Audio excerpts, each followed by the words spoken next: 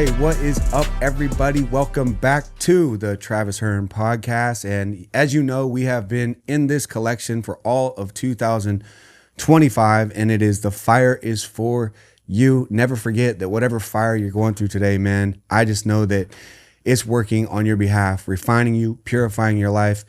This book based on my massive stroke, brain bleed. And man, I just decided to take that message and use it against the enemy and interview and have conversations with guests that also have been through fires. And today I am with a legend.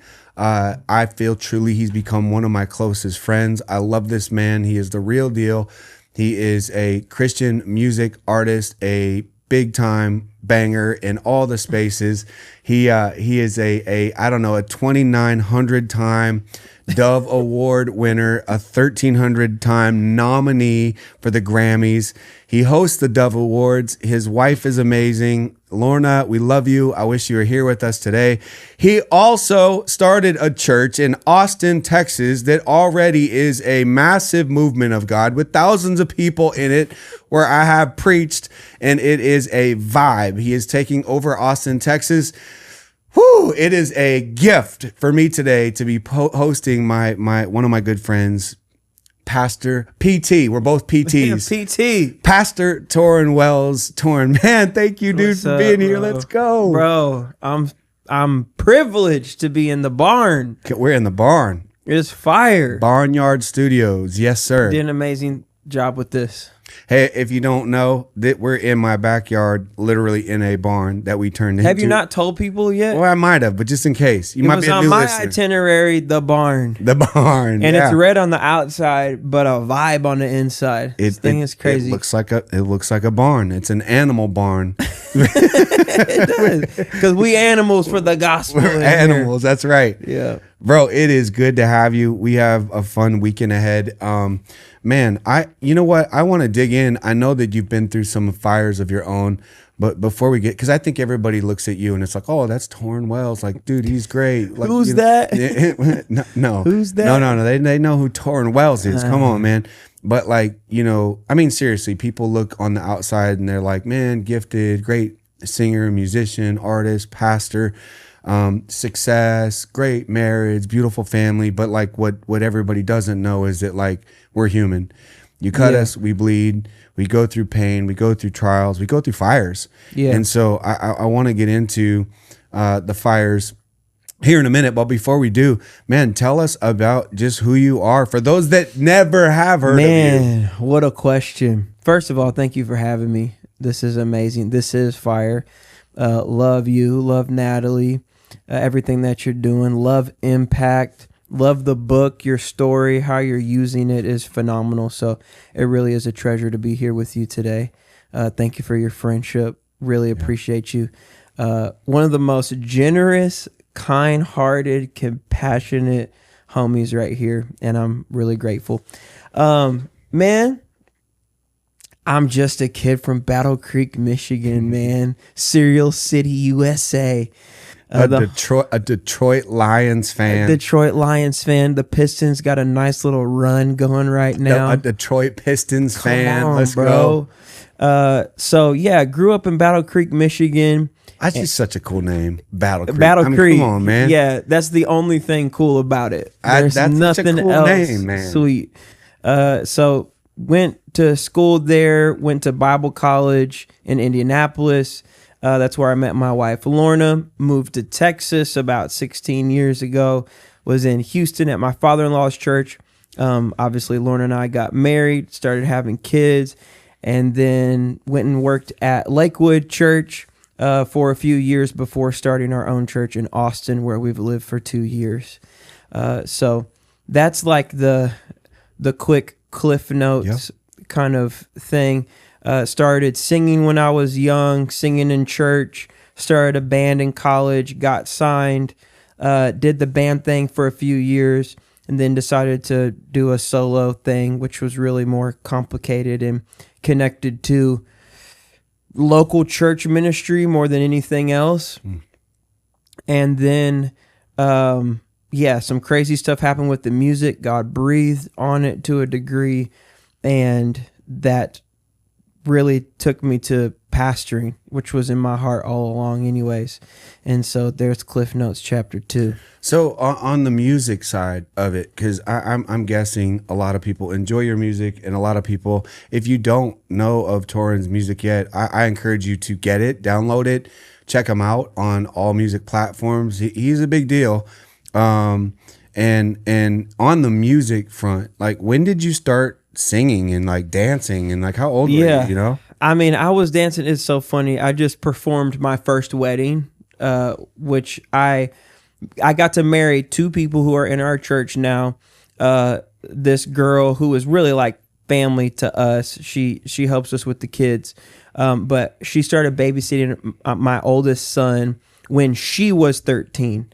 And then I knew the man that she married since he was like 9 years old. So I got to perform my first wedding. But I had all the boys at the wedding. And there was the wedding reception, and all the boys were on the dance floor killing it, doing every kind of dance move. And that was really where I started. I started dancing at my parents' friends' weddings. You know, it was the reception, taking everything I saw Michael Jackson doing and trying to do it out there. So honestly, that's where I started dancing. We started going to church when I was 9. My dad and mom separated when I was young, and it put my dad on this whole kind of spiritual journey, both of them, but specifically my dad on this spiritual journey. And it led us to this little Pentecostal church. And that's where I got my first choir solo, started singing at church, singing in the choir, and then sang at camp. And wait. How old were you? 9? I was 9. 9. Yeah. And they let me sing in the adult choir, Come on. which was crazy. But it's because it was a small church and there was no one else. We got a volunteer. Let's go. Yeah, let's go. You're 9, perfect. So I did that, and then started leading worship in high school. My youth pastor was like, hey, if you're going to sing, you need to know how to play an instrument. So my dad had keyboards. My dad played drums. He had a little studio at the crib. So I would go in there, play, write, all that kind of stuff. 16, started writing my own songs and playing them for the youth group. I was teaching like the youth group the parts and stuff. Did you ever take like lessons?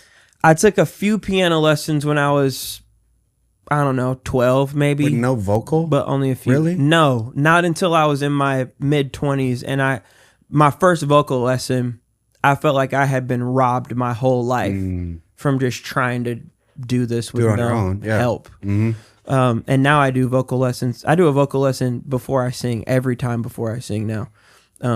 Just because I want longevity. But yes. Anyways, that's where that started. And then when I got into college, there was like this elite group of singers in the school. You had to try out for it. Some came in on scholarships. They got to sing. Lorna had a music scholarship, so she was in the group.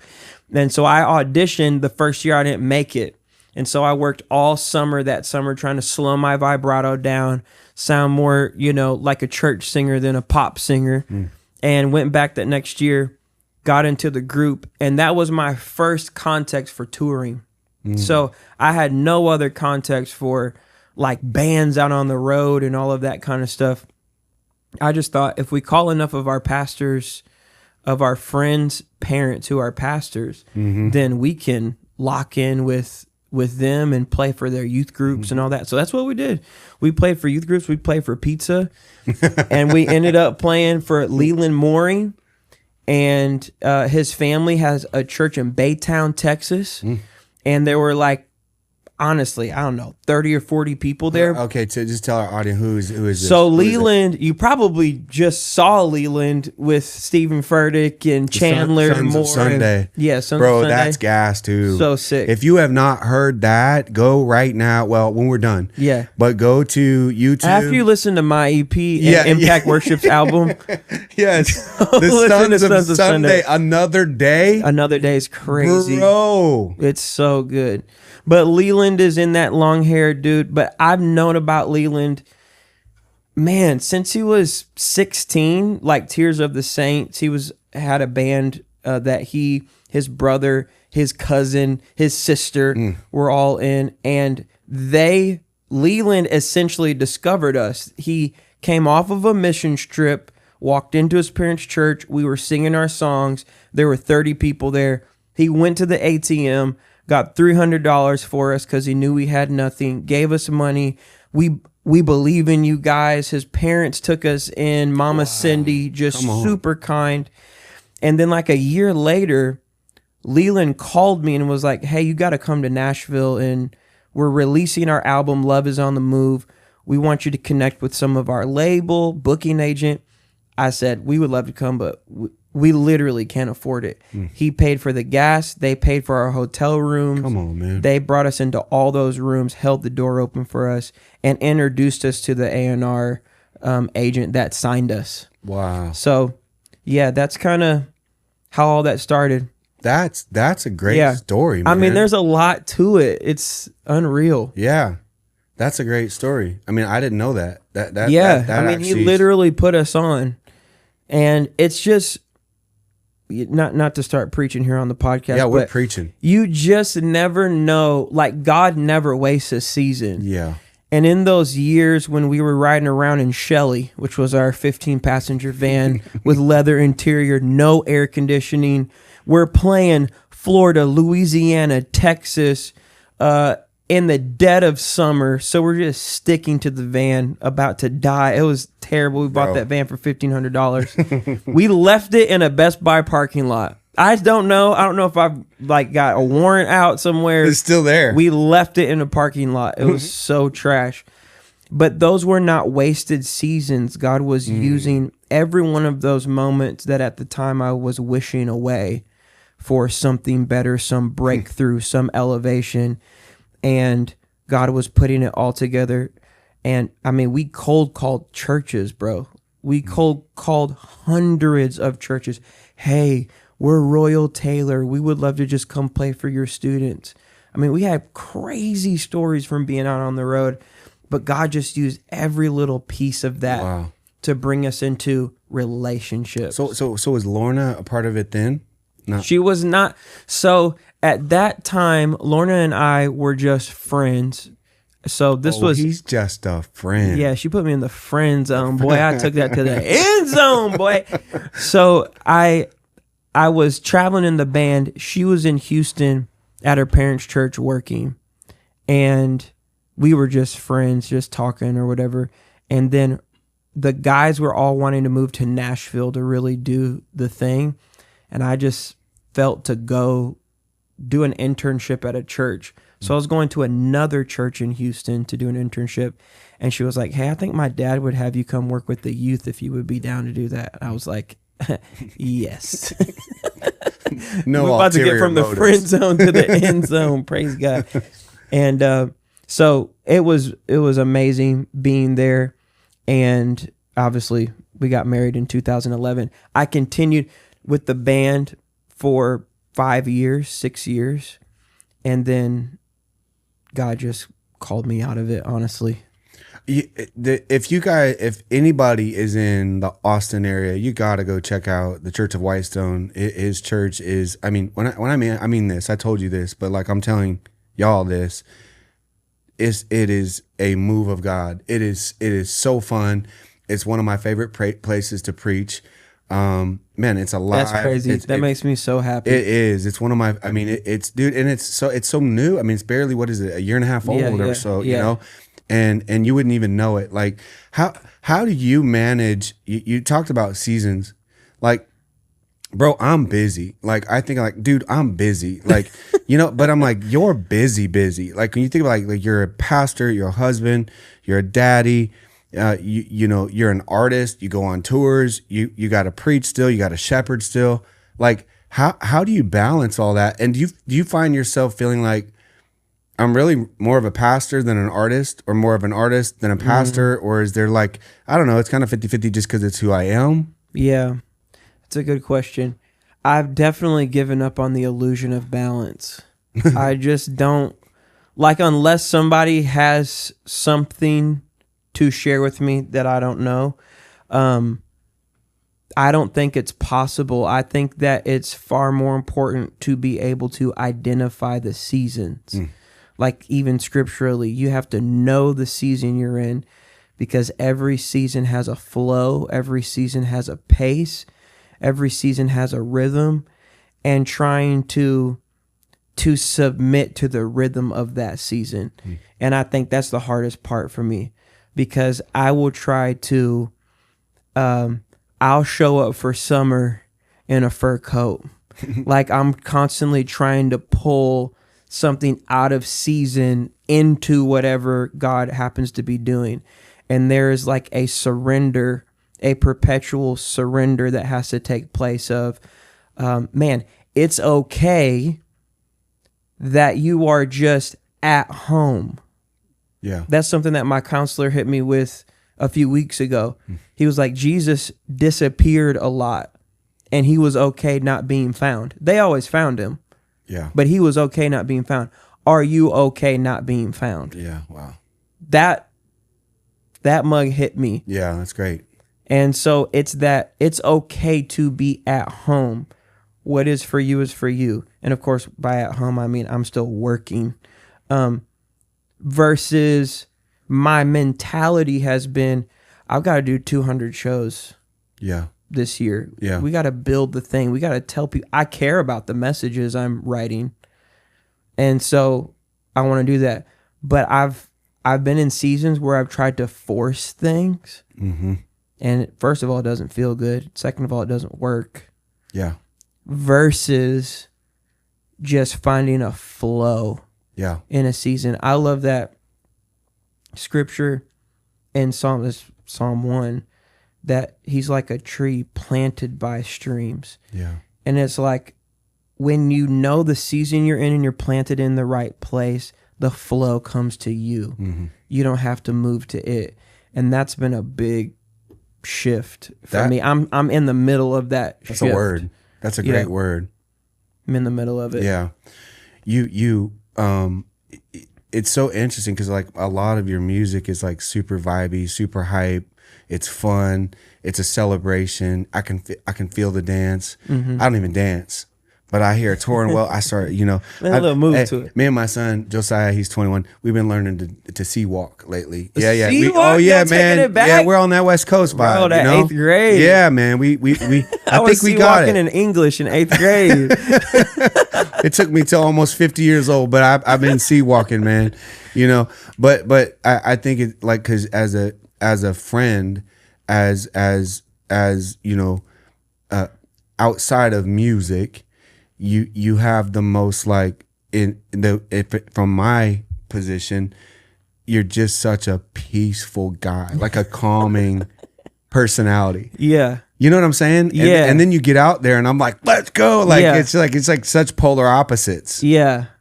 I think they call it an ambivert or something like ambivert, that. Yeah. Yes. I'm an extroverted introvert. Like I don't mind being the center of attention when I have to be, but I'm not trying to be the center of attention. What am I trying to be? Right? Yeah. So I'm actually, what I did not realize pastoring would do is be such an important discovery tool for me. Like a true excavation of my heart, how I'm wired, because I'm trying to both maximize how God can use me by being aware of how he's made me, and then trying to like help people understand me. Yeah. That I'm leading, that I'm close with. I'm not trying to make everybody understand me. That's a trap. But no, but I know what you're saying. But you can't do that unless you understand yourself. Yeah. Mm-hmm. And so, but a lot of like who we would say we are is not necessarily who we actually are. It's who we've learned to become in response to whatever things have transpired in our lives. Yes. So I am definitely like a more chill person. Yeah. But I love like on stage, preaching, any of those things. Even in this, I'm going to be hype. Yeah. Because I'm driven by passion. I think like I think the other thing that I have always felt from you is I think like you're you, but to the world, and you have fans and people who love your music, it's like, no, you're Tauren Wells. What I love is like I'm in this space of ministering to like celebrities in, you know, the NBA and NFL and MLB but with you, man, and I hate to say it, but even when it comes to like pastors, church, Christians, like Christian celebrities, all that, it's not always this way. You have such a humbleness to you, like such a humble heart, like approachable, like even at your church. I mean, like you're out in the lobby, you know, shaking hands, you're leading the team huddle in the morning with your volunteers. Like you show this, like, no, I'm one of you. Like I'm just like you, not like, you know, I'm Tauren Wells. Is that just your nature? I guess so. I don't know. I think it's learned too, obviously, and I'm not going to be like, was it Noah out here? I'm just so humble. I'm the most humble man who ever lived. That's right. I am humble. I don't feel that way. I feel very egotistical and driven, and I'm always wrestling down my own vain ambition. But the reason why Lorna and I wanted to pastor was to be close to people. We didn't want a pastor to create some empire that separated us from people.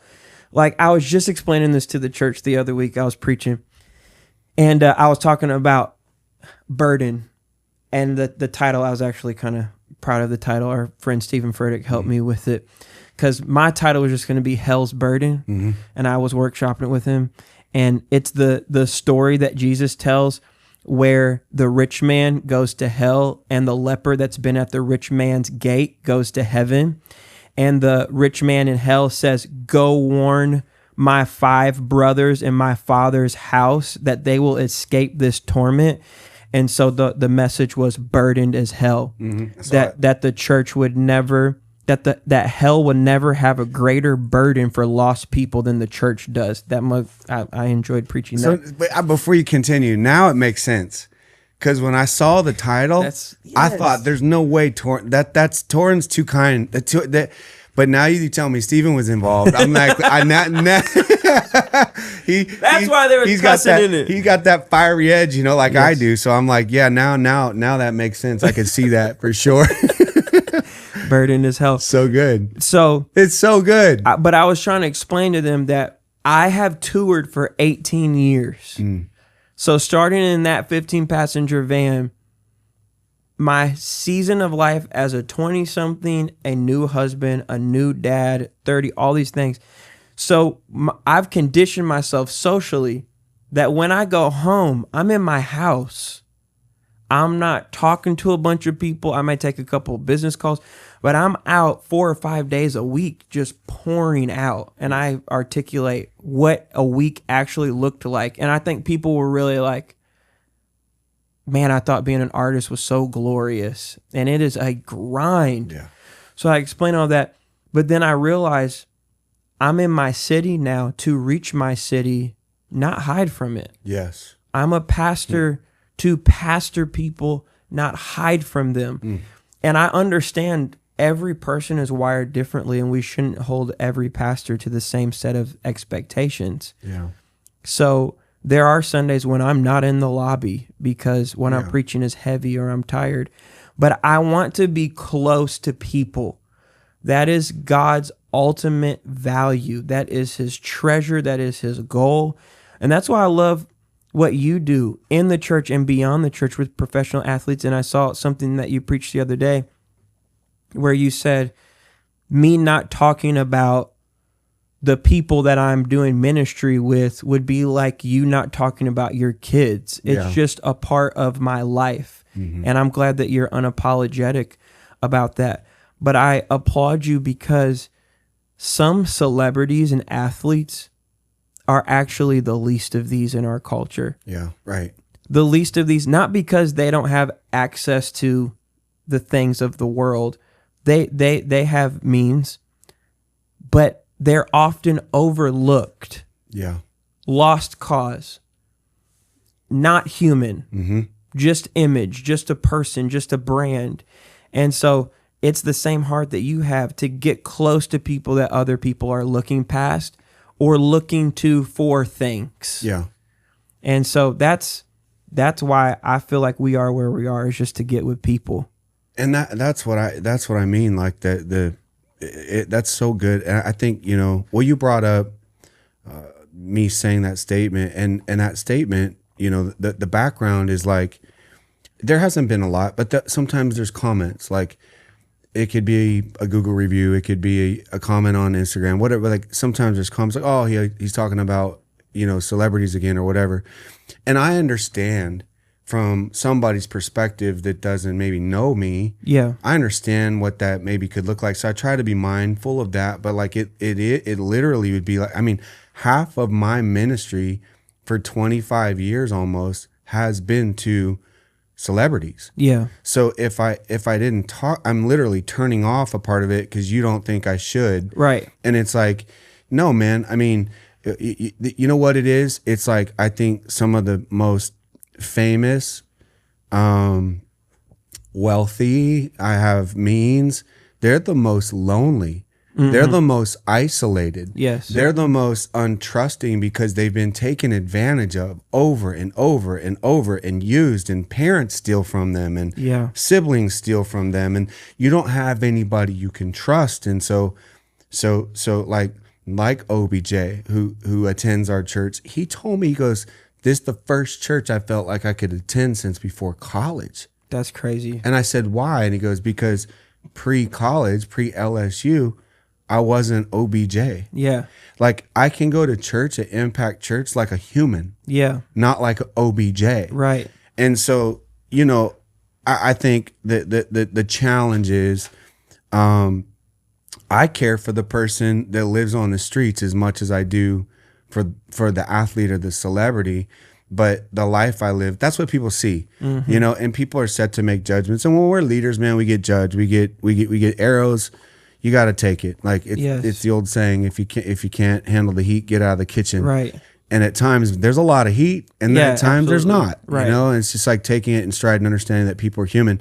You are, for lack of a better terms, you are a celebrity, not to yourself. You aren't. You're Tauren. You're not famous. You're Tauren. You know your flaws. You know your things you're working on in life. But the world doesn't. The world looks at you like, oh, that's what I'm trying to say. Yeah. Is as I'm hanging out with you and talking to you, like, I am so impressed by your humility and being intentional about, like, no, I'm a human, and I'm not bigger than being out in my own lobby. Mm-hmm. I'm not bigger than doing my own team huddles before church with volunteers. Like, I'm not Tauren Wells, mm-hmm. and I'm telling you, dude, and you know this, there's a lot of pastors that are. Yeah. They are, man. They're like this super Kate pastor, and like, it doesn't start out that way. Yeah. And I think I've got friends that are. It's easy to get into that trap, and it's not always a bad thing. No. Because a lot of times it looked like the church or the community or the world can go, oh, they're not out here. They just preach, going to the green room, preach, going to the green room. That's maybe the way it appears, but also, like, you're managing energy all day long. All day. Like, I got to preach all these services. All day, every day. Yeah, all day, every day. Yes. And that's something Chad Veach just said recently that I loved. He said, Jesus was aware when virtue left him. When that woman touched him, he had an awareness. Yeah. Something just left me. And a lot of pastors, leaders, moms, individuals that are working, doing these things, we're completely unaware of our energy flow. We don't know what things are taking virtue, what things give us virtue. We don't have rhythms built in to be replenished. That's something I'm working on right now in counseling. So I took inventory of 2024, which was the year we launched the church. And Lorna and I did this thing together, and we basically went through, 10 categories or something of, output, work, family, marriage, friendships, health, exercise, all of these things, and went through. And anything related to output or achievement, I crushed. Put out 10 songs, started a church, turned in a book manuscript, podcast, all this stuff. I gave myself above standard. Anything that was like input, putting virtue in, outside of like my pastor calling me, how are you doing? Below standard. Like 2024, 4 date nights with Lorna. Terrible. Yeah. Okay. So I'm looking at this, 0 counseling hours. I'm like, this is how you become a headline. This does not work. So I started my counseling and which this was a guy that I've worked with a lot in the past, but just had in a few years. So we reconnected and I got on there and he's like, what if you just like took some time just to delight in the Lord? I'm like, what do you mean? Just like, he's like, just be with God. I'm like, yeah, I do that. I mean, I have prayer. He was like, break down your prayer.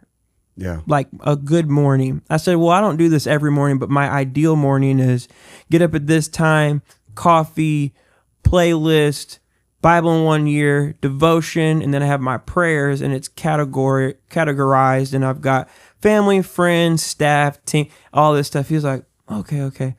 He said, so even your prayer time is extremely structured. I was like, well, yeah, everything has to be structured. This is how I survive. He's like, yeah, what if you just took like some time to just be with God? And I'm thinking, yeah, that's what I've been doing. Yeah, I have been. He's like, no, not working on something, not solving a problem, not asking for anything, not trying to workshop a message with them, just being with him. And I was like, dude, that sounds amazing. I would love to just delight in the Lord. That sounds sick.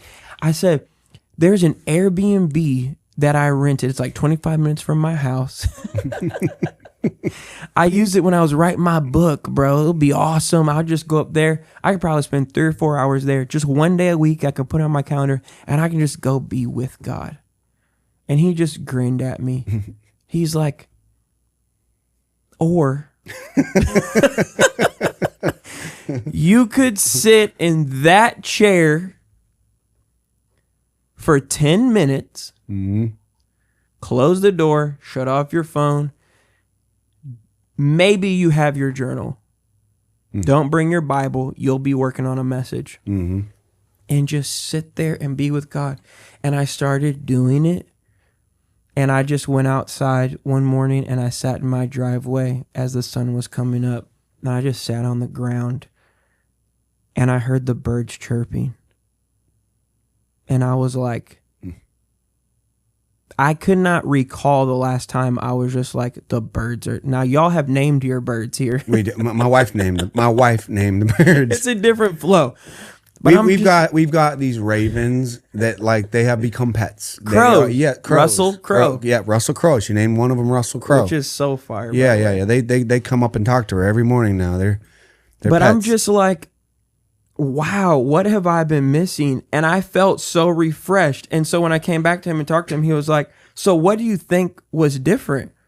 I said, I think I sat down in that space with no expectations. No agenda, no looking to get anything from God, no looking to give anything to him, just to be with him. I remember when I was dating Lorna early on, we went to Olive Garden, the OG, because when you're broke, you got to go where there's free bread. Absolutely. That's a major you get move. full on the breadsticks. 100%. Yes. Oh, you're not hungry anymore? Okay, let's go. So we were sitting there and I don't know, something hit us and we were just dying laughing. Then we looked over and there's an old couple over there and they're just silent. And we kind of made this pact of like, let's never be like them. Let's just never be the silent couple that's not laughing and all that stuff. And now we've been married for 14 years. We have a long ways to go, but I'm like, I actually understand something now that I didn't understand then. There's something about just being with that person. Ain't got to talk, ain't got to exchange ideas, ain't working on a schedule, not coordinating events, not solving an issue. It's the same thing with the Lord. And to your question about balance, I feel like that is the thing, is getting that 10 minutes, 15 minutes, a couple days a week. Yeah. Just to be with God, like for real. Chills. It's great. And it's so simple. Oftentimes we don't want to do what's simple. We want it to be complex so we can't do it. Yeah. Or, you just feel like it's interesting you're talking about that structured of like even a quiet time. It's like I got to do this. I got to do. Yes. I got to prioritize. I got family. I got friends. I got, and just sitting. Yes. In the presence of God. It's a great word, man. Yes. What about as far as like, I mean, you've been married 14 years. You said you got a long way to go. 14 years is a real good head start. Solid chunk. That's a great run. Yeah. What do you think is maybe the most difficult thing about or that being a husband? Yeah, everything. It's all hard. It's all hard. I'm gonna have to have you pick one. No, it's amazing. It's a gift. There's so much I could say. I just would not be the man I am, the father, the leader, the creative, the pastor, without Lorna. I think that there is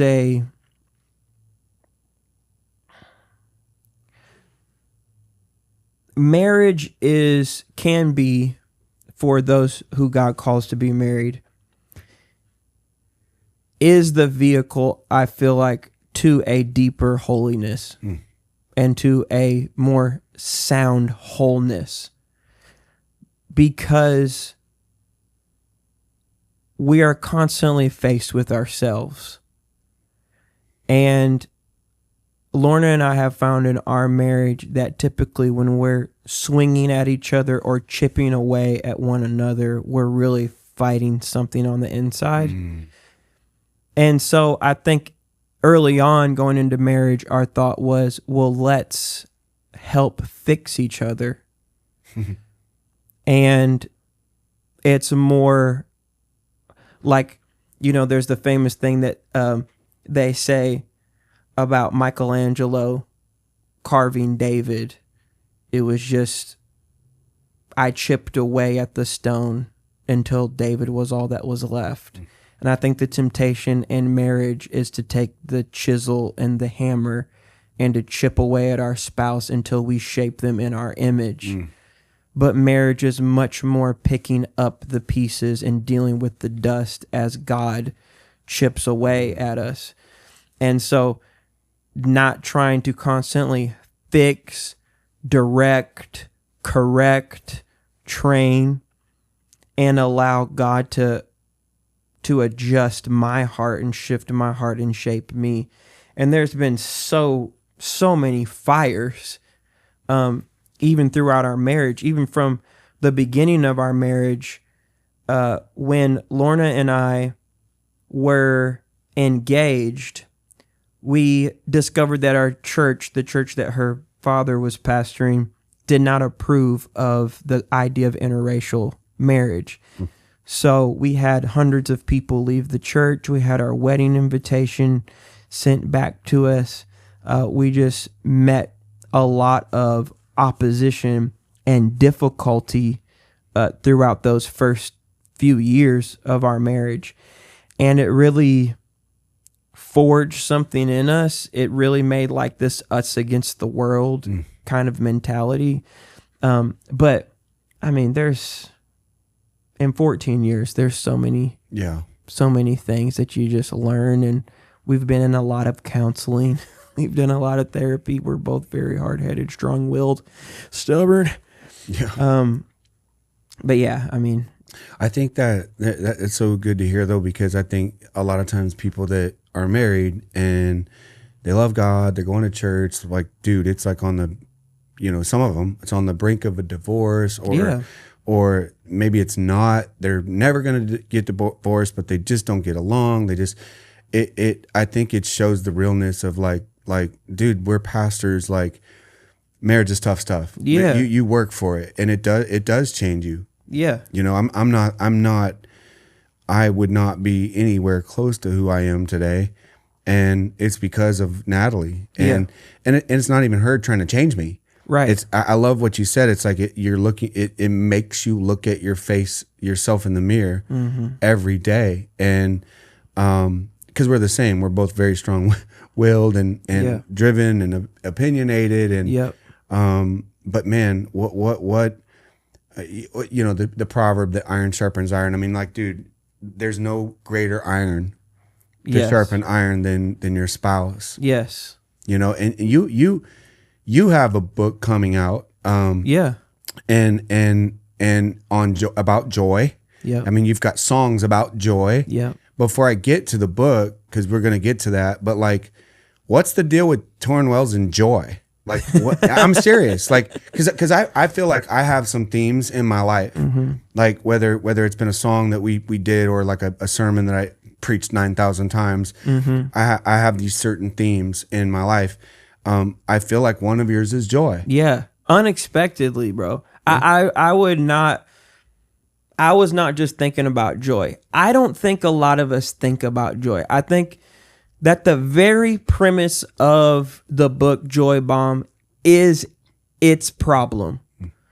Is we are consumed with how to get joy, but we have not consumed ourselves with how joy actually happens. And there's a profound teaching from Jesus on joy. And it was something I wasn't looking for. We wrote Joy in the Morning, and I was just like, this is a good song. I think it's going to help people. It's going to, but so let me back up a little bit. As long as I put out music, I have always done like a companion writing thing with it, whether it was a Devo, a YouVersion Devo. I self-published my own little devotional book. Songs like Known, Hills and Valleys, God's Not Done With You, When We Pray, back to Royal Taylor, Make a Move, Death of Me, all these songs. He's just dropping bombs only my kids right now. know. He's just dropping the Tauren Wells essentials. Only my kids know these songs. But there's always been, because I feel like the song is the first layer. There's so much truth. So as I was preparing talking points around an album titled Joy in the Morning, I thought I better wrap my arms around this idea of joy.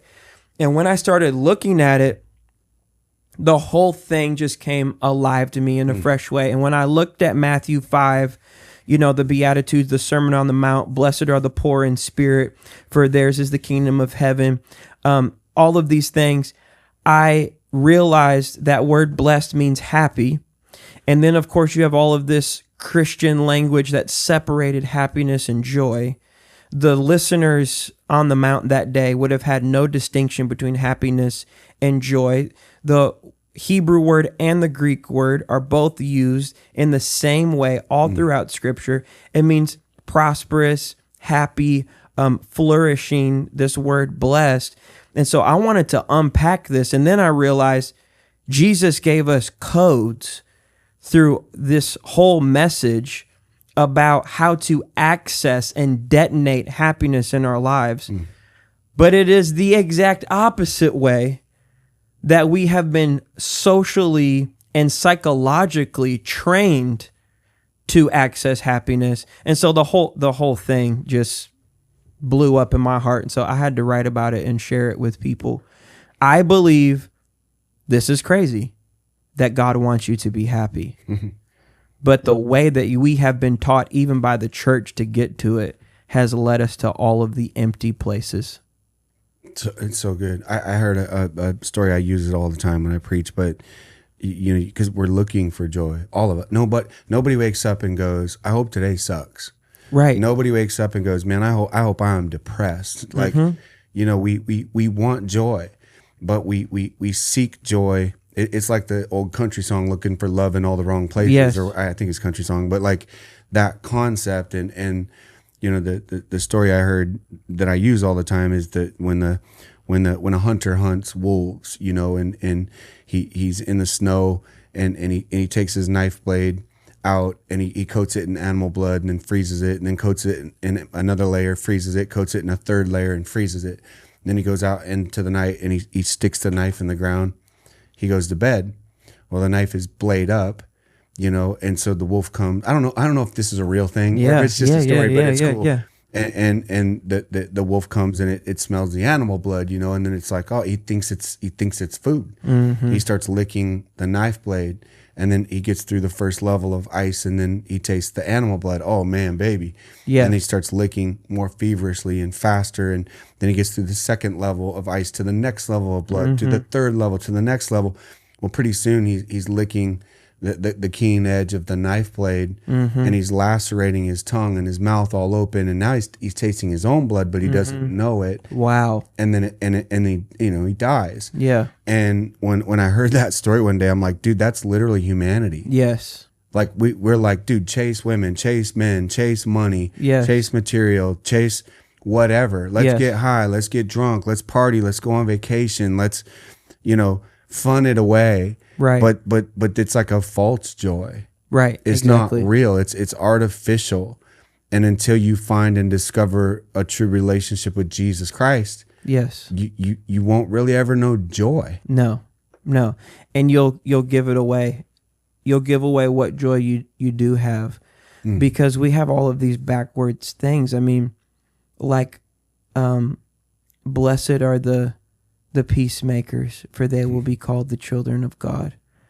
You know, when we give away our peace, when we decide to be a peace taker and not a peacemaker, when we decide to be a peacekeeper and not a peacemaker, we deny ourselves the opportunity to be called a child of God. When we, you know, happy are the merciful, for they will receive mercy. Then everyone is ready to cancel somebody about anything. We want to write people off, but we cancel ourselves.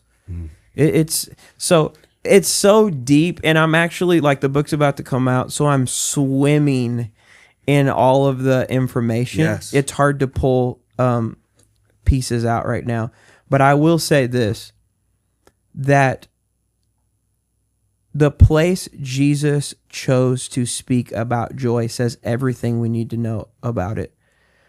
The hill that he preached from was a hill called Aramis. Aramis in the original language means desolate, isolated, and strong. Wow. And so, you know, you want to talk about happiness, we need to talk about the beach, we need to talk about Hawaii, we need to talk about some exotic party, something. He picks a place known as a desolate, isolated place to tell us about the strength that's found in actual joy. Wow. That it is not external, it's not circumstantial, it's not based on affluence, influence, popularity, people, possessions, that it is something that flows from the inside. That's why the first thing he says, blessed are the poor in spirit. Yeah. He immediately points us to the inside, because that's the place where joy is generated. So I can't wait for people to engage with the message. Bro, it's gonna be Life-changing. it's gonna be a New York Times bestseller right away. I received that. Yeah, receive that in Jesus' name right away. I just want Pastor Travis Hearn to buy it. That's I'm buying well, it. I'm going to give it to you. So, bro, do you guys see what I'm saying? Here, listen. This is the man I know. It's like, Jesus said, blessed are the peacemakers, that tender, sweet, humble. And it's the same guy who's like, I'm storming the gates of come on, turn up. on, babe. Bro. Like, let's go. I'm taking back what the enemy. I'm like, yeah. Yes, sir. Like, let's go. Yes, sir. The kingdom suffereth violence, but the violent take it by force. Bro, by dog. force. Gotta go get it. That's what I'm saying, man. What is the hardest thing so far about pastoring a church? Gosh, that answer would change every day if you asked me tomorrow. All right. Well, I'm asking you today. What is the hardest, most difficult, most challenging thing about pastoring a church? It's two things. Managing people's expectations, I think, is so hard. I think it's one of the hardest jobs. Managing people's expectations. A lot of what we do is like really crazy when you think about every Sunday we get up there and speak on behalf of God. Terrifying. And you're managing people's expectations. You're preaching God's a healer. Yeah. And teaching that God is so good even if he doesn't heal you. Yeah. He has a plan and purpose in it. It's still good. Like managing expectations is crazy. Two, the building's full. We need another one. But we like how this feels. Or this will stretch the team. So you're managing expectations. You've got people who have their own ministry aspirations and they want to build their own thing. Yep. But they're not really ready. What actually makes them good is the fact that they're in your environment. Yeah. They're good, but they're great because of the environment you've created. Yeah.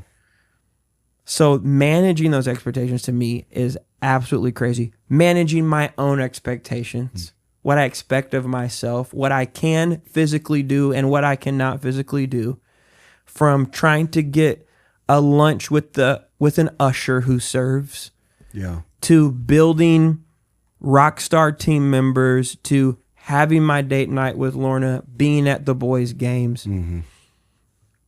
Those expectations, that's extremely overwhelming.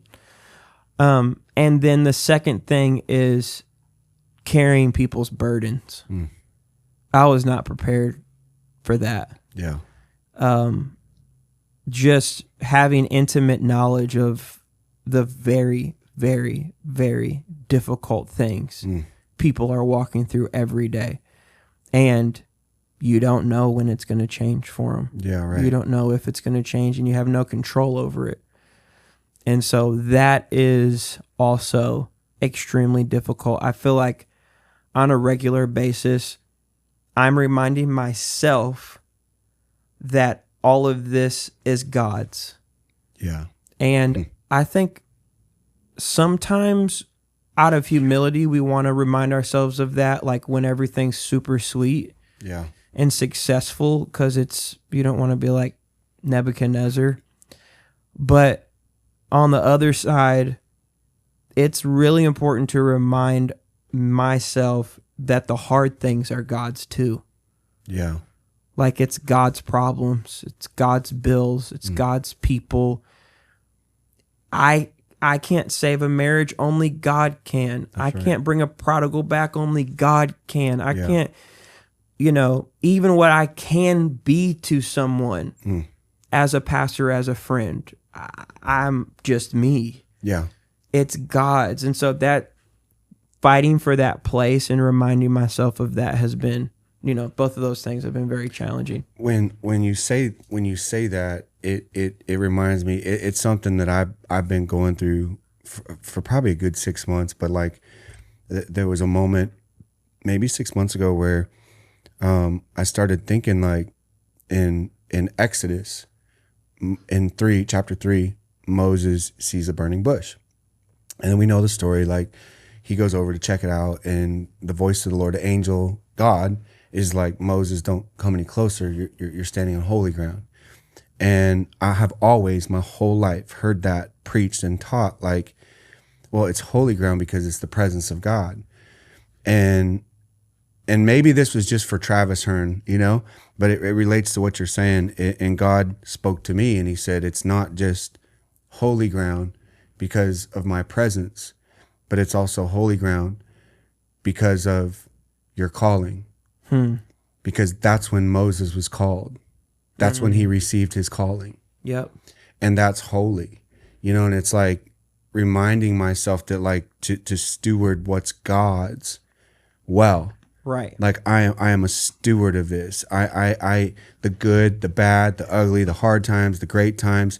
Like, and I also think it's interesting that in Exodus chapter 2, the devil tried to steal Moses' calling before he ever was called. Yes. Because in Exodus 2, he killed an Egyptian, and then he flees to a foreign land.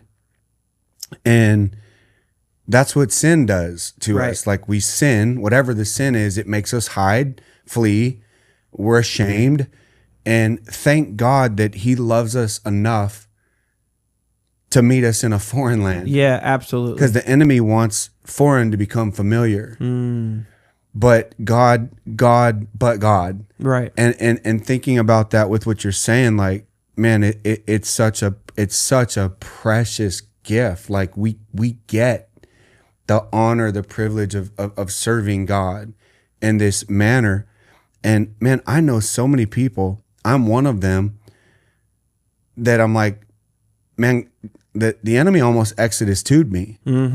Right. Like, I can think back when I started in ministry, and there's moments before that where it's like, dude, yes, man, that was close, man. Because it's like the enemy knows what a powerhouse like Pastor Tauren and Pastor Tauren Wells are going to be in Austin and around the world. So if he can Exodus to you before your Exodus 3, yes, you know, and have you ever felt like that in your own life? Like, he tried some way to kind of Exodus to you? Yeah, absolutely.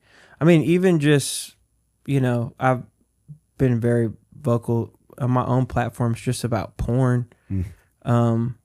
Just seeing that young, and then, you know, you don't choose when you're exposed to it, but you choose when you choose it. Yeah. And, you know, God leading me out of that is miraculous, powerful deliverance. But yeah, there are so many things like that where God tries to steal the seed when it's in its incubation, or the enemy tries to steal the seed when it's in its incubation. And the interesting thing, like, just talking about Moses, and I haven't thought this out, I was just thinking about it since we're just chopping it up here. When Moses looked at what made him unqualified to lead God's people, he pointed to an external thing: I stutter.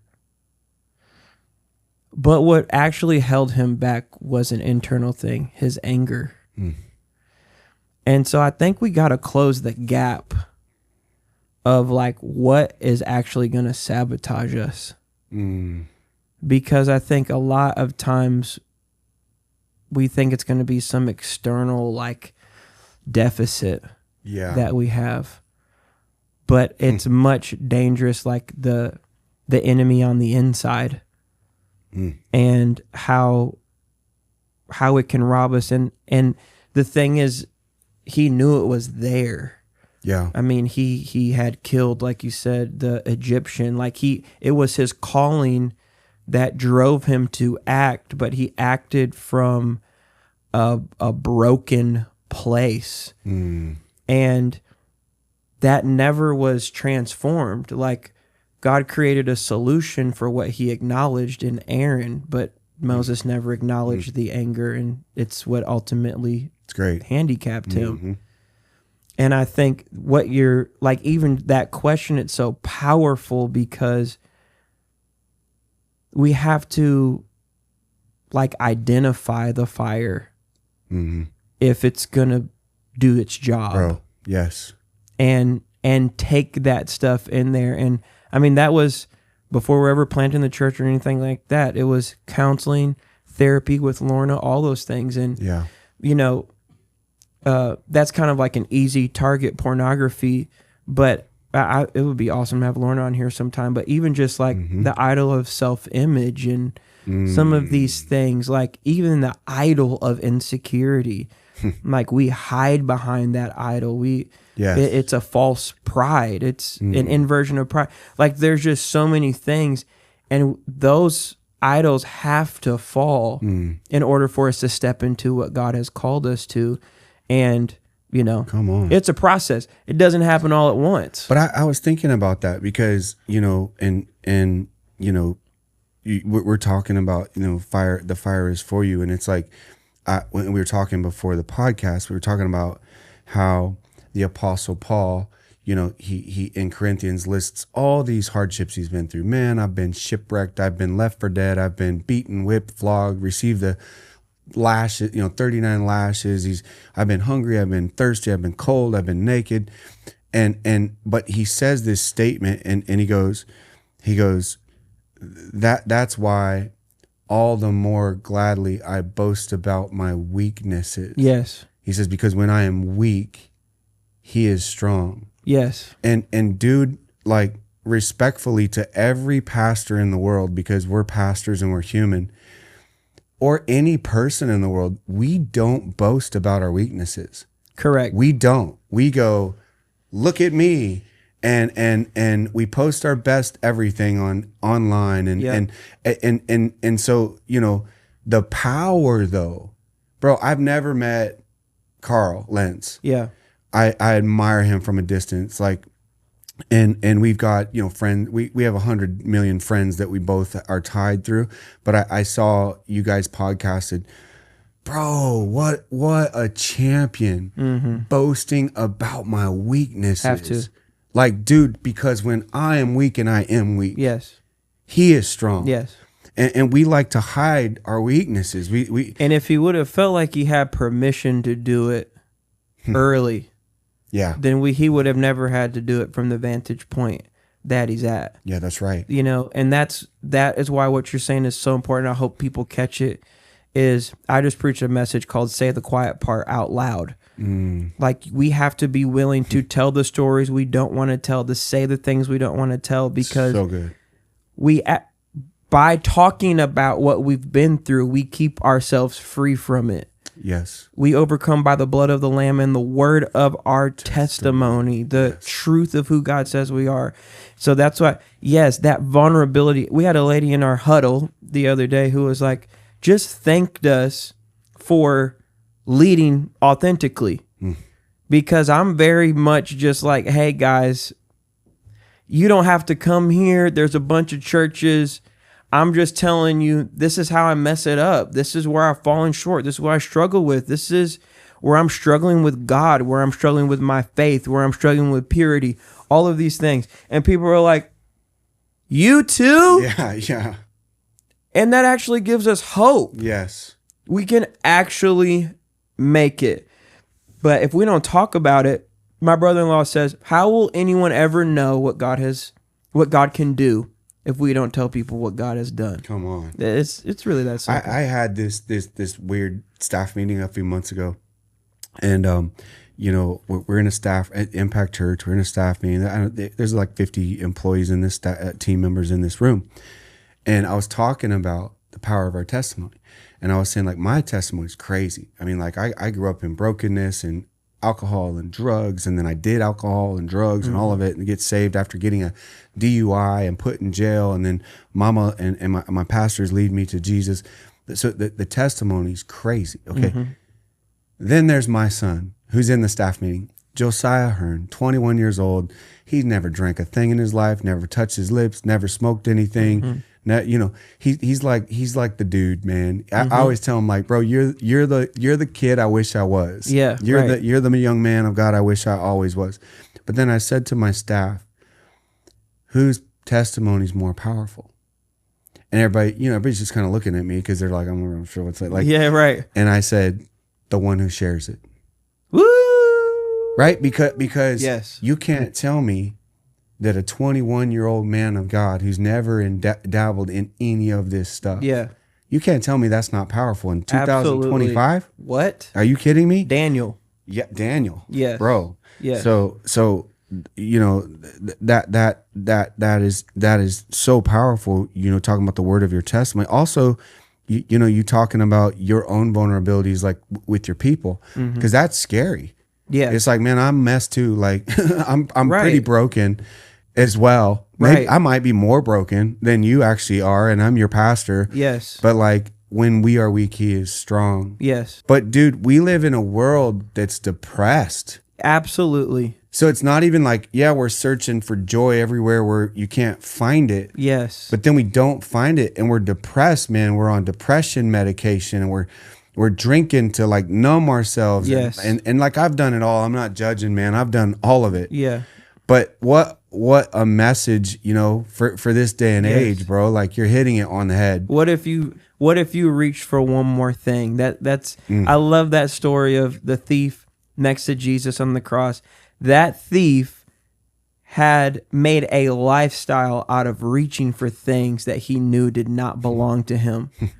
And it was God used that very mentality in his final hours to reach for one more thing that did not belong to him, and it was eternal life. He tried to steal a seat in heaven, but for the first time in his life, he finally reached for the thing that reached back. Jesus was reaching for him. And how many of us, oh my gosh, I've done this. We've been reaching for joy and all of this other stuff, and then we see a book on the shelf that's like talking about joy from Jesus's perspective, and it's like, no, I think I'll go get another beer. I think I'll send another text. I think I'll do another DM. I'm like, what if you reached for the one thing that reaches back? It's Jesus. Yes. And I hope that it impacts people's lives. Bro, come on.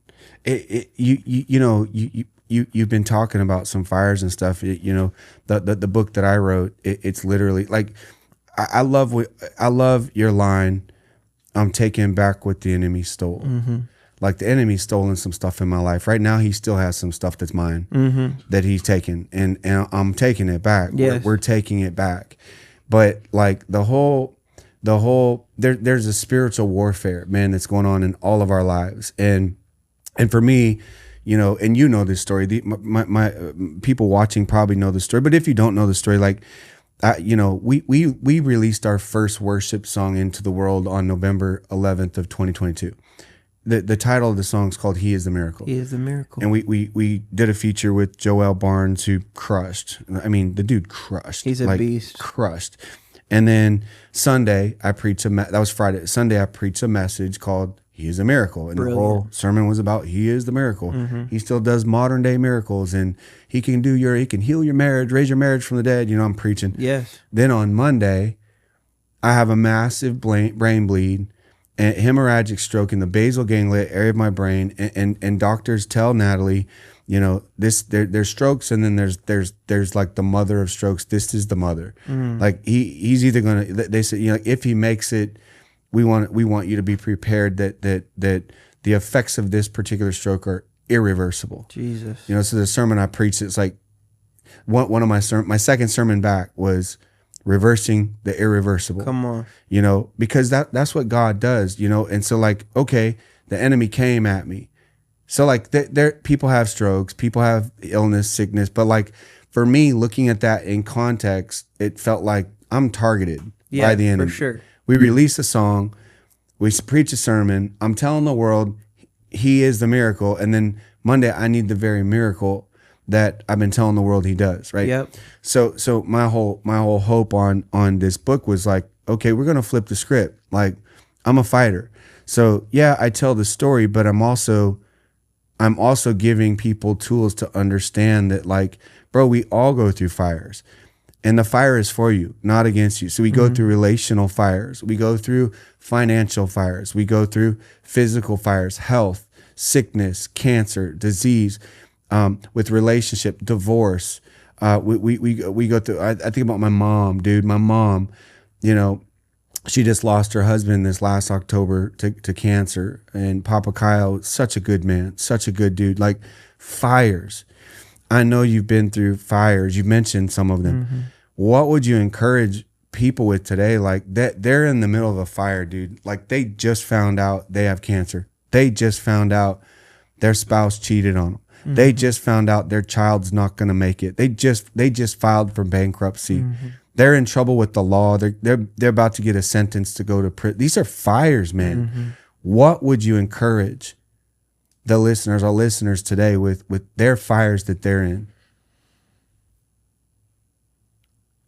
It's difficult because these platitudes never seem to meet the level of despair that people find themselves in, and I always want to be respectful of that. I would just humbly submit, give God time. Because it's really, when God is in it, it's really never done. Like, even done isn't done. Like, God always has a way of redeeming what seems to be unredeemable, of reversing what seems to be irreversible. So if you could just give God time, I think that's the power in the scripture that says weeping may endure for a night. No telling how long that night can last, but I do know that all of our problems have an expiration date. Yes. Because that's not the end of the verse. Weeping may endure for a night, but joy comes in the morning. All you need to do is give God time. Even if it's that spouse. My wife knows what it's like to find out some things about the guy that she married. This is a different guy. Yeah. But with time, and it's not because time heals all things, it's because God redeems the time. So good. He restores back, the Bible says, the years that the cankerworm ate away. Basically, the things that gnawed away at our lives. He's a redeemer of those things. For the child that's far from God, give God time. See what he does. He's the author and the finisher of our faith. So he's going to complete it if you'll just have patience and allow God to work through the night. I love the Prince of Egypt movie. I love the Prince of Egypt solution to the Red Sea. And, you know, Moses is going to come down. He's going to throw his staff in the water, and all the water is going to split up, and it's going to be a Hollywood miracle. And Charles Heston, or whatever his name is, he's going to walk, you know, his people through there. But that's not how the miracle happened. It didn't happen instantaneously. It happened overnight. It happened over time. The Bible says that he stood there through the night, and the winds began to blow, and that there was a tempest in that sea, and it was a storm. So God sends a storm to solve a storm. Sometimes God sends a fire to solve a fire. And so he stands there overnight, and he holds his hands in the air, his staff in the air, and God does something all night. God is working. And by the time morning came, there was room for them to cross over to the other side. If you will give God time, he will get you to the other side. Bro, have you ever preached that? I haven't. Sends a storm to solve a storm? No. Bro, that just came to you right now? I mean, I may have said that before. You never preached it? Nah. Bro, I'm preaching that at your church. I'm acting like that was you came and knocked our church out. I'm acting like that was my little nugget too. I had this man come in and preach in my collection, which you really should never do. That was tough. That was tough. I like coming in with like free, like whatever you want. Whatever PG. you want. I know. We were in like a 12-week. No, I was like, dude, I get to preach at the Tauren Wells. I was like, are you kidding me? You were so gracious, and you connected it. You referenced like previous weeks. Yeah, you were a master. I had to listen to your stuff, man. You know. And then you like brought in the fire is for you. Had the picture of Yahweh on your arm. It was a wrap. Those people. It's one of our most talked about messages. Fire. The cool thing about that is like, so when the stroke happened, and then I end up on every news station in Arizona, and front page of the newspaper in Arizona. Well, no, front page sports section. Jeez, I'm not even an athlete. Yeah. I'm a chaplain, but I'm like you're an athlete. Like, step aside, Devin Booker. Step aside. You know, that's right. Like, it's the time for the, and it's a picture of me in the hospital bed, and then Natalie had climbed in the bed with me. And the picture my mom took, so she's in the room, she's just at the edge of the bed. She just took a picture. She saw my baby, crawl up into bed with me, and like, I'm trying to fight for my life, and I got my arm wrapped around her, and I'm kind of turned sideways. It's cool because that Yahweh is what all the news saw. All the people that read the paper, and I'm like, dude, it's amazing. God gets the glory. Absolutely, God gets the glory, man. God gets the glory. We've got to give God the glory. Yes. because we like to give ourselves the glory. My God. But we got to give God the glory, Yes. you know? And so the book cover turned out cool because it's a silhouette and it's my silhouette. Yes. And so I wanted it to where like people that knew me would know that's me. Yeah. But then people on the other side of the planet, they're like, they don't might know who think that is. That's a young Mel Gibson. No, wait a second. No. That's a young Mel Gibson, bro. I love you, but I take offense to that. No. Mel Gibson, brother. Yeah, what's that movie he was in? I don't know. Oh, the back. I know With what you're the talking fire. About. I know what you're talking about. It's like I forget. I'm not a movie guy, but you just. It's a young Mel, bro. You just Mel Gibson. Who would you want to be? Like a young Russell Crowe. No. I don't. I'm not. I mean, I would say if I could be somebody at all. But you're walking out of a fire. It's not just somebody. I know. Well, I mean, that's true. That's true.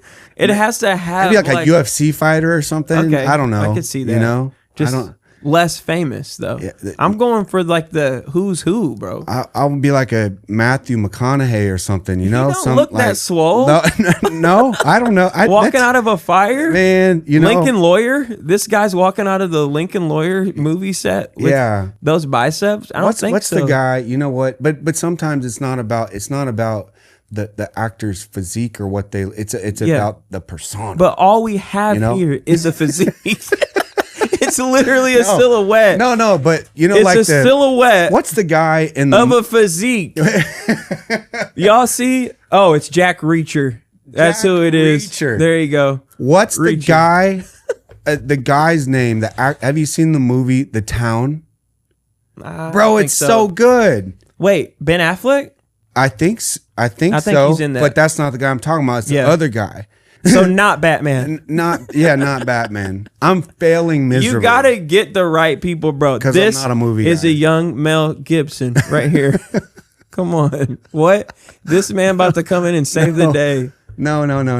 The question is, was the fire? Renner. Jeremy Renner. Yeah. Okay. He's bad to the bone. Okay. That's that's me right there. There it is. I gotta be Jeremy Renner, man. All right. You know, like I'm walking out of a fire movie scene. I could see Jeremy doing that. 100%. Or the guy that does the like the driver guy. What's that called? You know, the driver guy. Oh, the movie. Yes. Yeah. But not driver. Oh, not that. Movie. That's a little that's the one I thought you were talking about. No, but he's like the transporter. I don't know the movie. The transporter? I don't know the movie. Is what it's called. Okay. It's the guy, strong guy. Well, anyways. We're preachers and we're out in the weeds and we gotta bring it back it's in. A young Liam Neeson. It's Liam. See, if I'm gonna go with I gotta be like somebody I grew up watching. So I'd be like a Will Smith or like, you know what I mean? Like, I grew up watching Cosby Show, Different World, like In Living Color. You're not old enough to know. None of these people are walking out of fires. I know, but they, but they're Cosby, cool. bro. But, no, Will Smith, maybe I Am Legend. Yeah, see. Okay, there you go. I Am Legend, and he was jacked in that movie. With respect, there's a height difference. With respect, I thought you might say a color difference. No, you went with height. you went with height. With respect, bro, you went with height. That does look like a I Am Legend. It does. No, it does. I could get with that. You know, he is legend. Come on, baby. We're gonna turn this sermon series pretty soon. That's hilarious. And we should start a podcast. You know, what do we call it? The PTP. Pastor Tauren, Pastor Travis podcast. Yes. PTP, dude. PTP, are you with man? Oh yeah. We haven't. Church ain't going nowhere. Come on. Yeah. So okay, we're gonna reel it back in for a minute. Yeah. We're gonna reel it back in. Came off. Not only do you have a book coming out, but I am so excited to announce that you are gonna feature on a song. My God. Come on, sing it. Come on. Never gonna let me down. Never gonna let me down. Come on. I know that right now. Woo. He's working out all things for my good. Cause you're my God. Down. We about to have church, boy. If you want to have church, you need to turn on My God. My God, Impact Worship featuring the one and only Tauren. But I tried to. So Tauren, he's got Easter services. We have Easter services. We rented an arena, the Phoenix Suns G League arena. Slight flex. And so we have 4 services, but the night service, because we already have the arena, we're like, let's do a live recording. Let's just crank out our next 10 songs. And this is how you start fires. Just so you know. And so me and PT are in a cohort together. Yep. We're sitting in Dallas, and he's telling me he has three Easter services planned. He already has 3 services. Yeah, I got 3 They're services. all full with overflow. All 3 of them. Packed, front to back, side to side, over all 3. So pray for the brother, because he thought, well, we'll just still have 3. I don't know. Like, I don't know where the other 15,000 I hadn't thought about it yet. And so I'm trying to say, hey, when you're done preaching, like, jump on a plane, come down and do the arena event with me. And he's like, let me think about it, pray about it. He gets back and said, bro, I wanted to do it. I don't think I can do it, you know? And so then I'm like, what? Well, man, you know, I got to preach 3 times first. Such a new pastor complaint. And I'm like, bro, 2 Easters ago, I preached 9 Easter services. 9 Easters. Yeah, after having a stroke 5 months before crazy. that. I'm going to save my comments on that. And he's like, yeah, I'm not trying to have a stroke. I'm not trying to do that, bro. I'm trying to learn from people's mistakes. Yeah. And that's exactly why I'm not trying to have a stroke, PT. Bro. I can't do that. Bro. So it actually wasn't about that. I wanted my voice to be good. Yeah, it's gotta, yeah.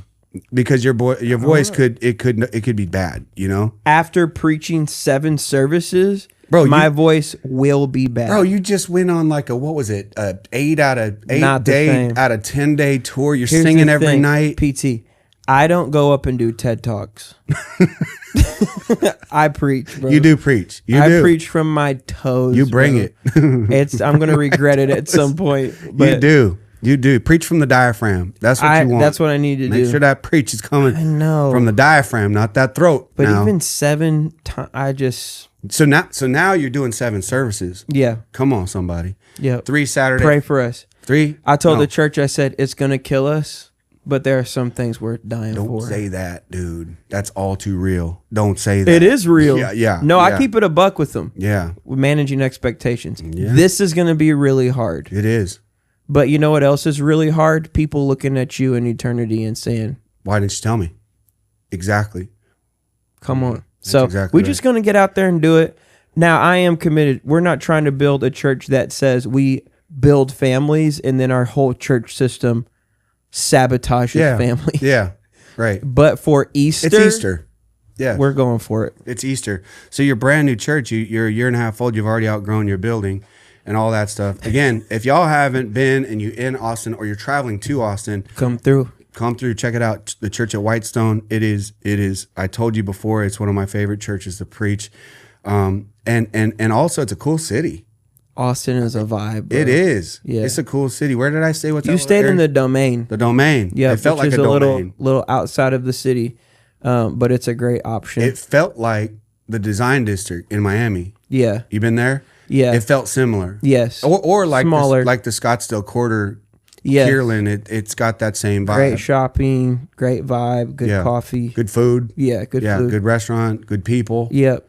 And in Texas, everybody's saved, you know. My Uber driver's like, yeah, I'm a pastor too. You're like, every Uber driver I had, they're like, I'm a pastor. I'm a worship pastor. It was me, guys.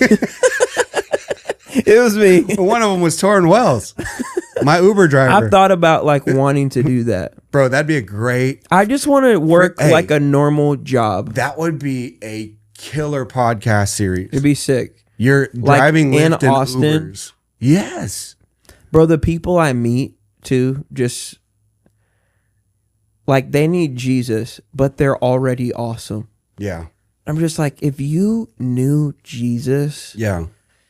Well, I guess that's what I'm saying. Like in Scottsdale, everybody's pretty rude. Like if you go too slow, they're honking their horn. They're mad. You're irritated. They're in a hurry. It's because they're from California. And they are. Here. They're imports, imports. Yeah. You know, but like Texas, and a lot of Texas is too. I mean, people are pouring in. Particularly Austin. Yeah. a lot of Californians, but we got like the good ones. I don't know. It's crazy. We got a bunch of really great people from California. We got the good ones. Yes. So let me just ask you 2 more questions, and we'll get out of here. What's the best thing about being a dad? Oh gosh.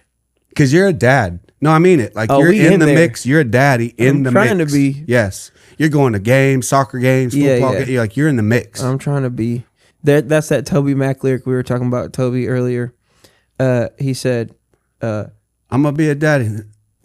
Something in the mix. That's in the mix. Yeah. I'm gonna be a husband that stays legit. Stays legit. I'm gonna be an artist that rises above the road that is wide and filled with self-love. Yeah. Come on, Toby Mac. Love is in the house. Yeah. You know what I'm saying? Because the house is packed. Yeah. Because mama left the back. Come on. Train. Let's go. I think watching them discover who God created them to be is amazing. It's such a gift. Now it's really, really hard. I don't like people that sit up and are like, we got to keep it real. Beautiful things in life. Some of the most beautiful things in life are a lot of hard work and it's a lot of sacrifice. And so I feel that way about the kids. We have 4 boys, 12, 9, 7, and 4. Ooh. Yes. So we're just in it, dude. And it's overwhelming. But it's amazing. Like couldn't come up with a girl, huh? No, we tried. People are always like, you going to try for a girl? Try. We tried 4 times. We make boys, doc. So wait, you going to have any more maybe? You know? No, maybe. No. Definitely done. That's a wrap. Banner snuck through. We don't know how. He is a medical miracle. I tell people the Lord really wanted that kid to live.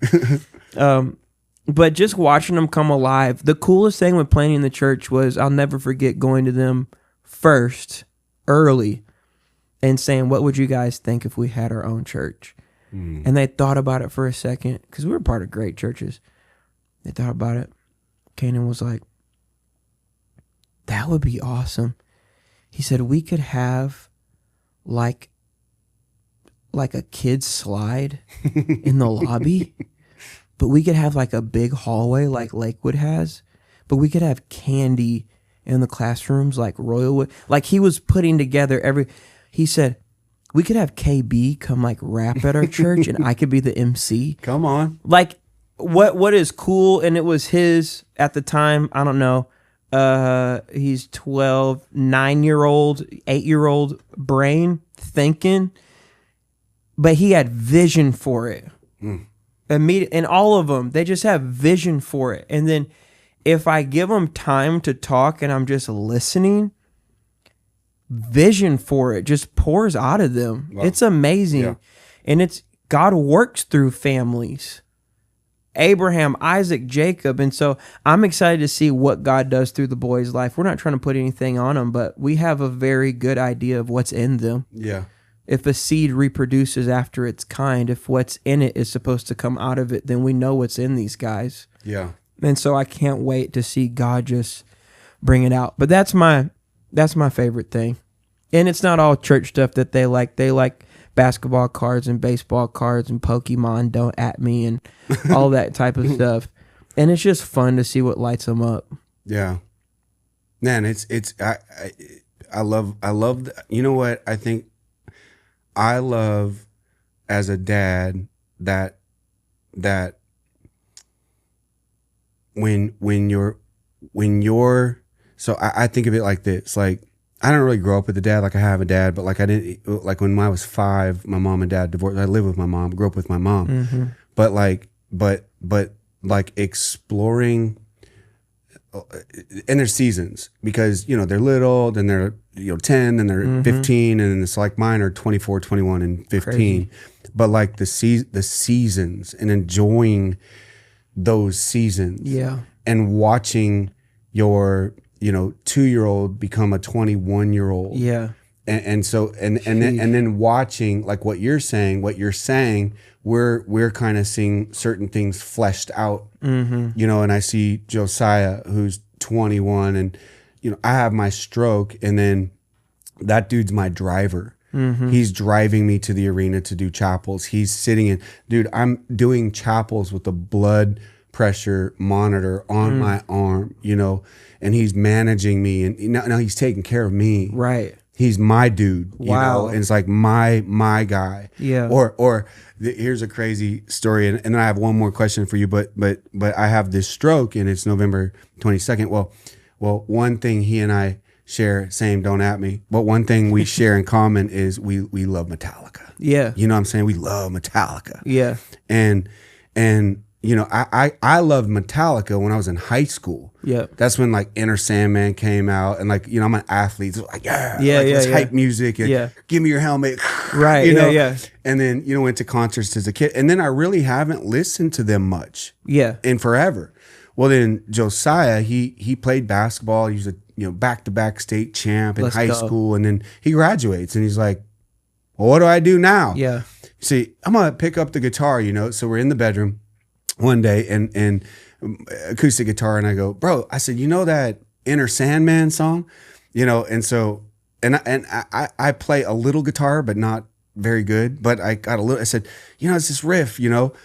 Dude, he took that, and like that kid shreds now every Metallica. And Metallica's like the kings of riffs. Yeah, right. You know, they're just like riffs. Yeah, And so we've now been to, I think together, I mean, in like the last, since the stroke. Yeah. No kidding. Yeah. I think we've been to 5 Metallica concerts. Wow. we've been to 5 Metallica concerts, but they go crazy too. We had one booked, so I had the stroke, but before the stroke we had already had tickets, and it was in Beverly Hills, and it was a charity, like a event for Helping Hands.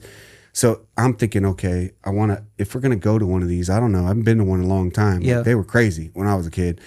This one will be tame. It's a charity event. It's in Beverly Hills. It's at the theater. Bro, that's Metallica. Dude. Yeah.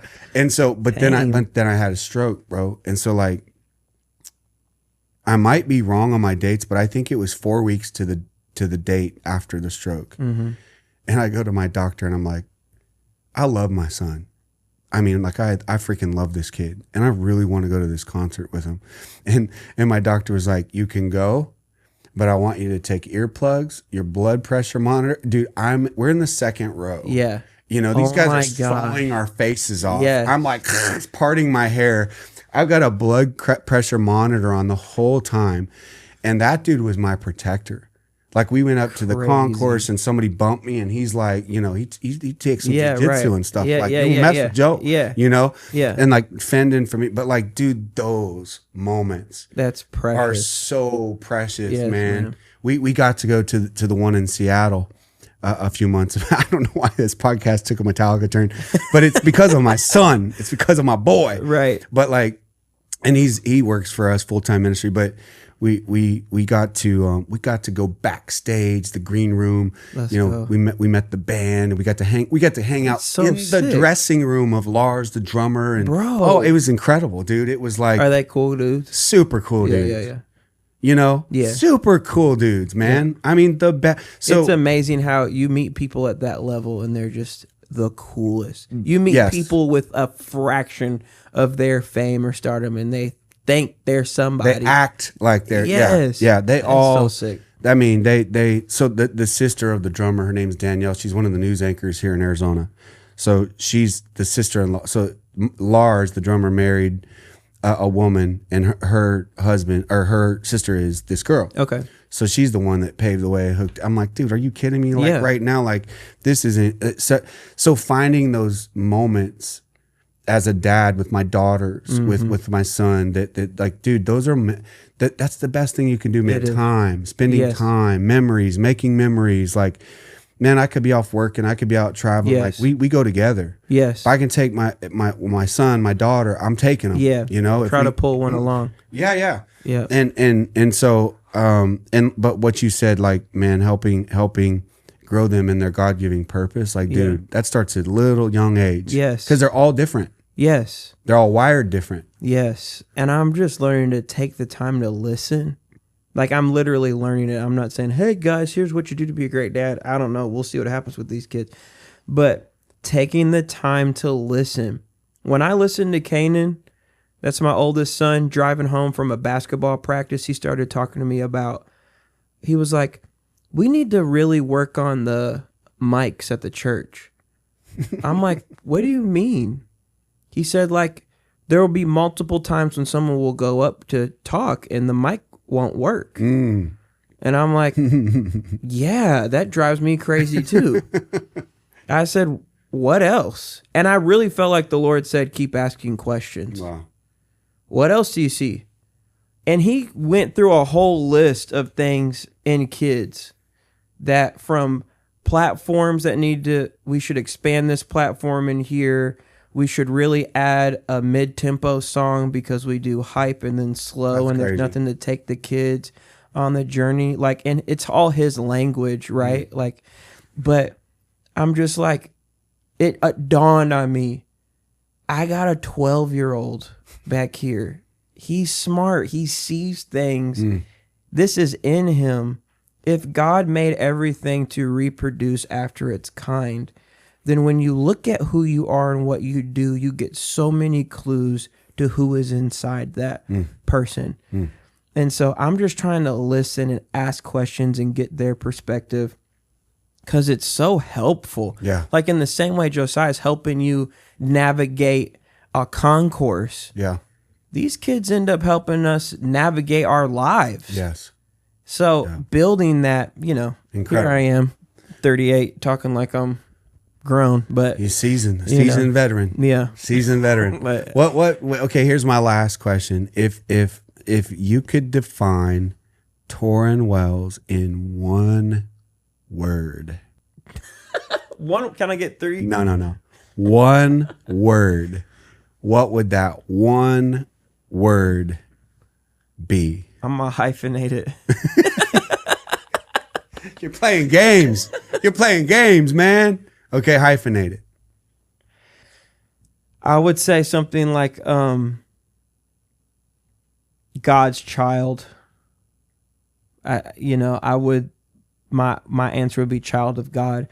And I've had to work very hard to get to that, because for one reason or the other, I think a lot of my relationship with God has been transactional. Like, what can I do for you? What do you want from me? And vice versa.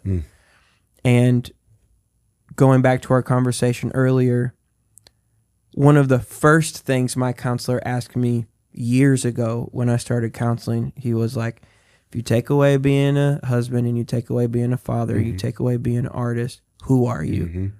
I did not have a good answer, which is wild. Then I finally got to, I'm a child of God, and then seeing what that actually meant. But when he was leading me through this practice of delighting in the Lord, he said, what did you see when you, like, how did you see God when you met with him for those 10 minutes? And I said, well, I have two answers. I have the answer that I think I'm supposed to say, which is, he was leaned across the table looking at me, interested. I said, but in retrospect, looking back on it, how I would frame it was like a pacing God, like arms crossed, walking back and forth, hand on his chin, brow furrowed, like he's solving something.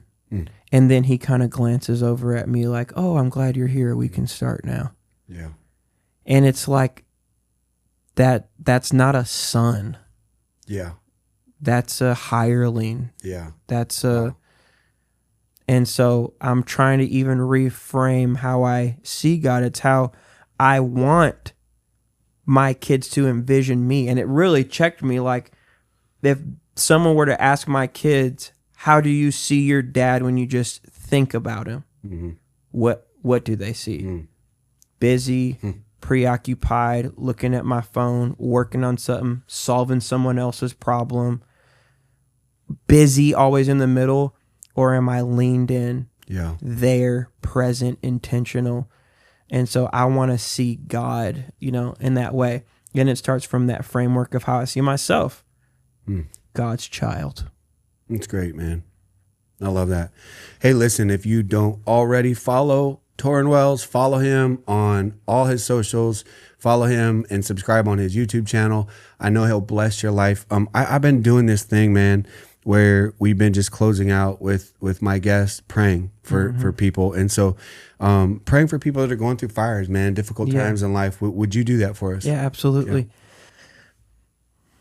God, thank you so much for the space that you've given us today just to talk about you, to examine our lives, examine our souls, our spirits, what's happening down on the inside. And I pray for any person, individual that's listening today, that they would realize that whatever they're walking through, you are present in.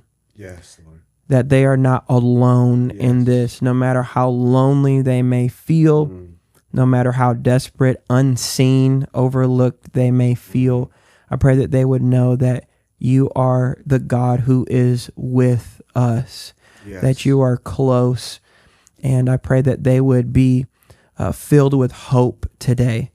And that they would have a deep hope, not just like this idea that's out there of some flimsy idea that you can't wrap your hands around, but that there would be a concrete hope in the person that you are, in the character that you hold, that you are truly working all things together for the good of those that love you and are called according to your purpose.